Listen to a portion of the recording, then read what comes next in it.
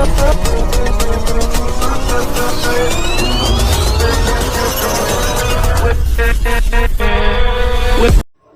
today's video is gagawa tayo ng no-bake cheesecake. Di na kailangan ng egg and flour, kaya simulan na natin. So ito, kailangan natin na ibuhos ang ating all-purpose cream.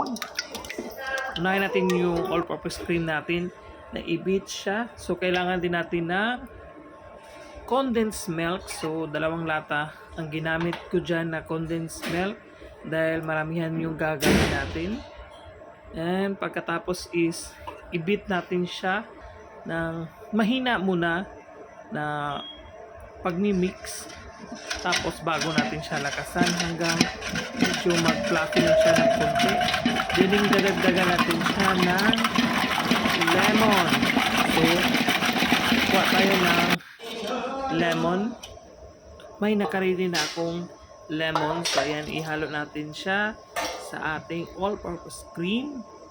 Then i-beat natin ulit ang ating all-purpose cream. And pagkatapos niyan is ilagay na natin yung ating cream cheese. So ayan, so 2 klaseng cream cheese yung meron ako. So kung ano yung available na cream cheese sa inyo, so gamitin nyo. So ito yung available sa akin, so ito yung ginamit ko. And next is i-beat na naman natin ang ating cream cheese sa ating all-purpose cream. So i-mix lang natin yung ating all-purpose cream at ang ating cream cheese hanggang makuha natin yung gusto nating consistency ng ating mixture. So ayan, dahan-dahan lang muna hanggang mabilis. So hintayin natin mahalo ang ating mga ingredients. So yun na nga guys. So dagdag pa natin yung isa pa nating ingredients, which is ang ating gulaman. So kailangan lang natin diyan ng tubig, and yung ating gulaman ihalo natin doon sa ating kaldero na, tapos magdagdag tayo ng 1 cup na sugar. Then haluin na natin yan hanggang mahalo. Then pagkatapos niyan is i-mix na naman natin doon sa ating cream cheese and all-purpose cream mixture ang ating pinakuluang gulaman. Then kunting mix lang, okay na yan. So pagkatapos niyan, ihanda natin doon sa ating mga molder. Tapos isa-isahin nating ilagay ang ating